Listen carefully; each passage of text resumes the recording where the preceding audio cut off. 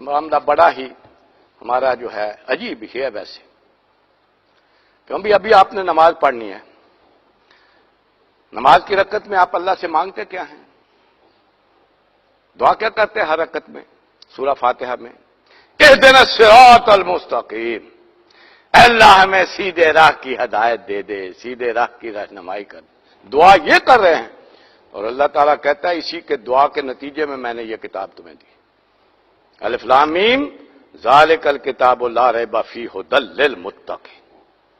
تمہیں ہدایت چاہیے، تمہارے دل میں طلب پیدا ہو گئی ہے، تم متقی بن گئے ہو۔ متقی کسے کہتے ہیں؟ جس کے دل میں طلب پیدا ہو جائے مجھے ہدایت چاہیے، مجھے اللہ کی فرما برداری پر رہ کر زندگی گزارنی ہے، اس کی نافرمانی سے بچنا ہے۔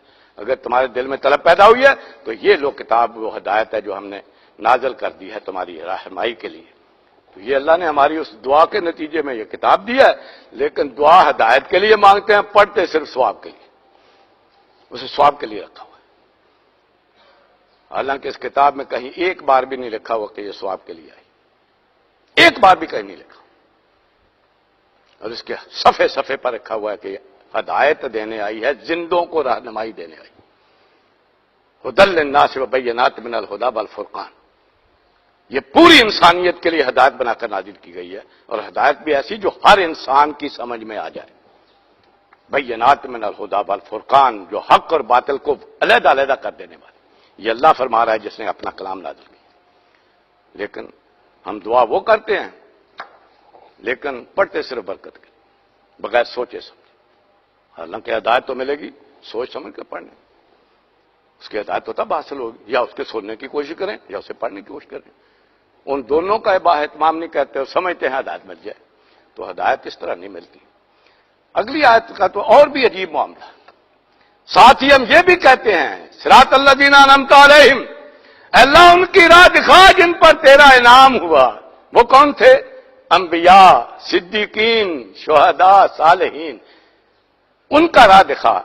غیر المغضوب علیہم ولا الضالین، اللہ ان کا راہ نہ جن پر جو گمراہ ہو گئے یا جن پر تیرا غضب ہو۔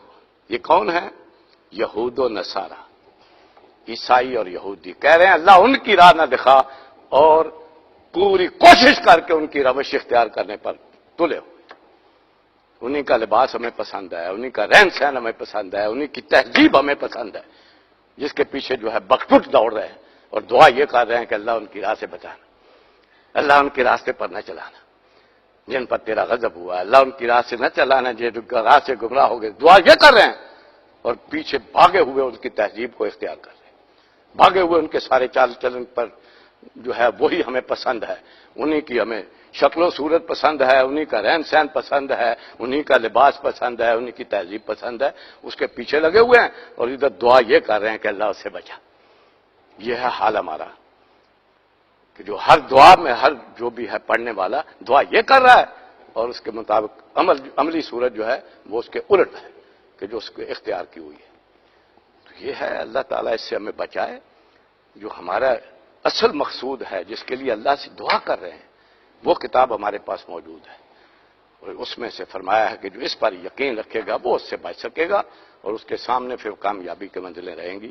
اللہ تعالیٰ اس پر ہمیں یقین دے۔ یہ آج بھی اسی طرح ہدایت ہے جیسے نبی اکرم صلی اللہ علیہ وسلم پر نازل ہوئی، اس لیے اس نے محفوظ ہم تک پہنچائی، اور اس کو ہدایت بنا کر اس کی ہدایت پر عمل پیرا ہو کر وہ راستہ اختیار کریں کہ جو اللہ کے نیک بندوں کا ہے، اس کا اپنے سلف کی طرف جائیں، ان کی طرف جانے کی بجائے، ان کی روش اختیار کرنے کی بجائے جو غیر المغضوب علیہم ہے اور غلط ہیں، ان کی روش کو چھوڑ کر اپنوں کی قدر پیدا ہو، ان کے راستے کو اختیار کریں جس کے لیے دعا کرتے ہیں۔